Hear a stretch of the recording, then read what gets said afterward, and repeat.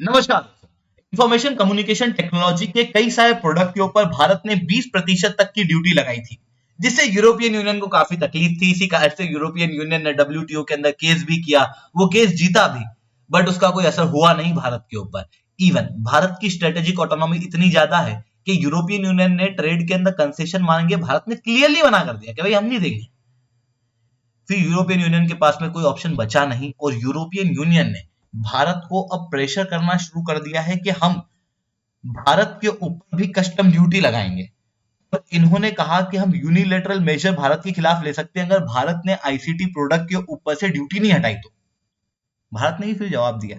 भारत ने कहा कि अगर आप हमारे खिलाफ यूनिलेटरल एक्शन लेंगे तो हम भी 1.1 बिलियन डॉलर के नए टैरिफ उन प्रोडक्ट के ऊपर लगा देंगे जो यूरोपियन यूनियन से भारत में आते हैं।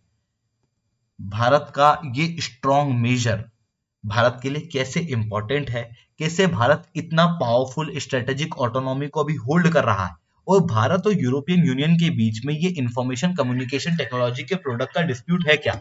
इन सारी चीजों को मैं शुभेंदु चौहान डिटेल में आप लोगों के साथ में चर्चा करूंगा। बट उसके पहले आप लोग मेरे साथ में SRC10 टेलीग्राम ग्रुप के ऊपर जुड़ सकते हो। मेरे क्लास की अपडेट, पीपीटी, पीडीएफ सब कुछ आपको वहां मिल जाएगी। यूपीएससी सीएससी की तैयारी करना है, इंडिया के टॉप एजुकेटर्स से अगर आप लोगों को ऑफलाइन क्लासेस के अंदर पढ़ना है तो आप लोगों के पास में अच्छा मौका है। अनअकैडमी अब केवल ऑनलाइन ही रहा है, अनअकैडमी अब ऑफलाइन भी आ चुका है। दिल्ली के करोल बाग, मुखर्जी नगर के अंदर, प्रयागराज के सिविल लाइंस और बिहार के पटना के अंदर ऑलरेडी हमारे सेंटर्स खोले जा चुके हैं, जहां पर इंडिया के ये टॉप एजुकेटर्स आप लोगों को ऑफलाइन क्लासेस के अंदर कॉम्प्रिहेंसिव यूपीएससी सीएससी की तैयारी कराएंगे। प्रीलिम से लेके इंटरव्यू तक जितने भी आप लोगों के सब्जेक्ट्स हैं वो सब कवर कराए जाएंगे।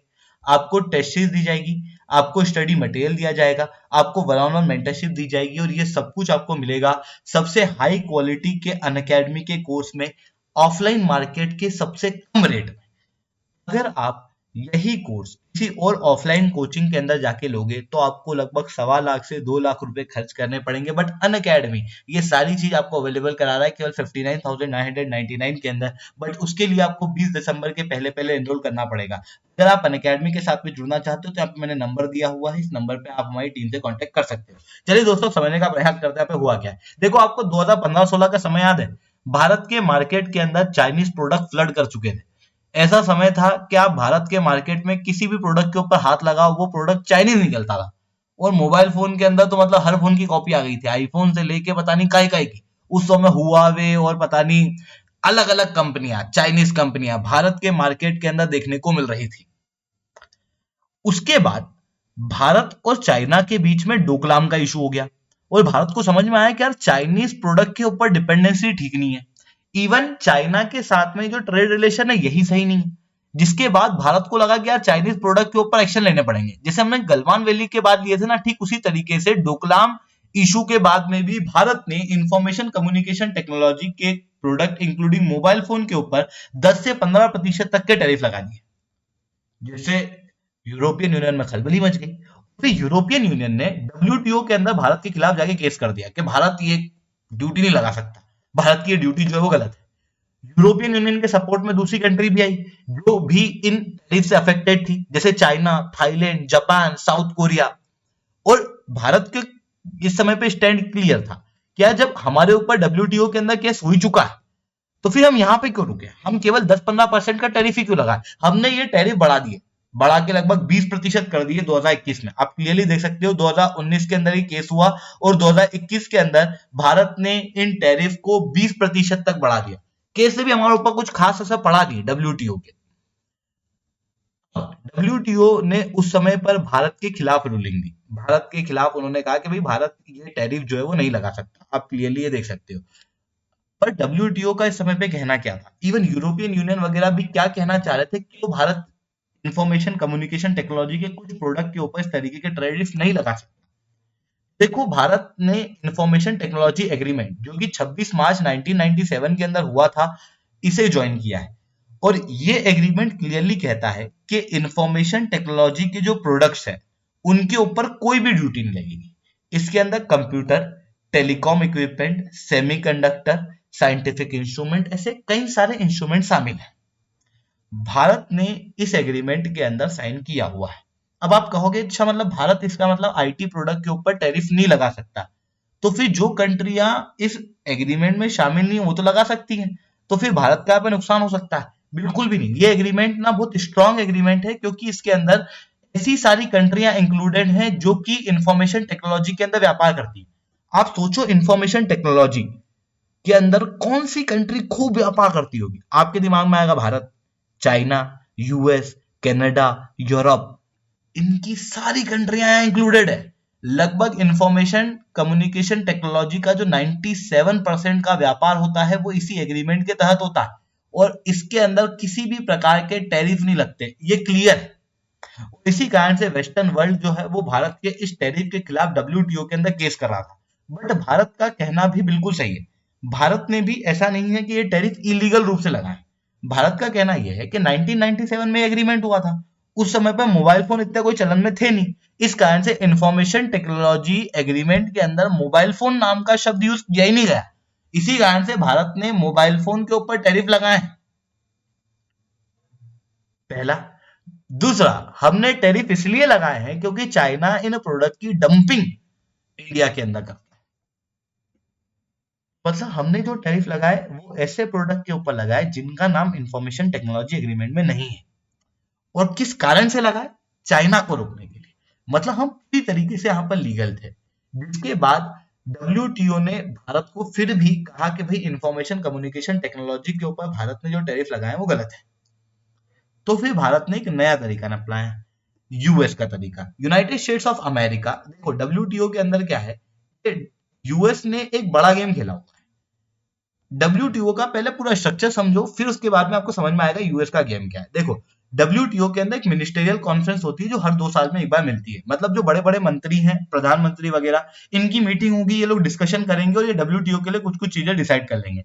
अब जो भी चीज डिसाइड होगी वो हर 2 साल में तो इम्प्लीमेंट होगी नहीं, कंटिन्यूस उसके ऊपर काम चलता रहता है। उसके लिए होती है जनरल काउंसिल। और फिर कोई भी डिस्प्यूट होता है उसके लिए डिस्प्यूट सेटलमेंट बॉडी होती है। और ये dispute settlement body 2 tier system है। मतलब जैसे भारत के अंदर हाई कोर्ट और सुप्रीम कोर्ट ऐसे 2 टायर है ना, वैसे तो 3 टायर है हमारे यहाँ पे, डिस्ट्रिक्ट कोर्ट भी इंक्लूडेड है। पर अगर मैं डिस्ट्रिक्ट कोर्ट को हटा दूं तो भारत के अंदर फिर 2 टायर कहलाएंगे, हाई कोर्ट और सुप्रीम कोर्ट। ठीक उसी तरीके से डब्ल्यूटीओ के अंदर भी 2 टायर हैं। सबसे नीचे आती है डिस्प्यूट सेटलमेंट पैनल और उसके ऊपर आती है अपीलेट बॉडी।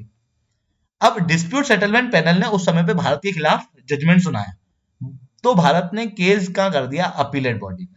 अब अपीलेट बॉडी के अंदर यूनाइटेड स्टेट्स ऑफ अमेरिका ने क्या किया हुआ है कि जज की नियुक्ति रोकी हुई है यूनिलेटरल रूप से, जिसके कारण से अपीलेट बॉडी में कोई जज नहीं है। क्योंकि कोई जज नहीं है तो इस कारण से डिसीजन सुना नहीं सकते, और जो चला आ रहा है वही चलता रहता है।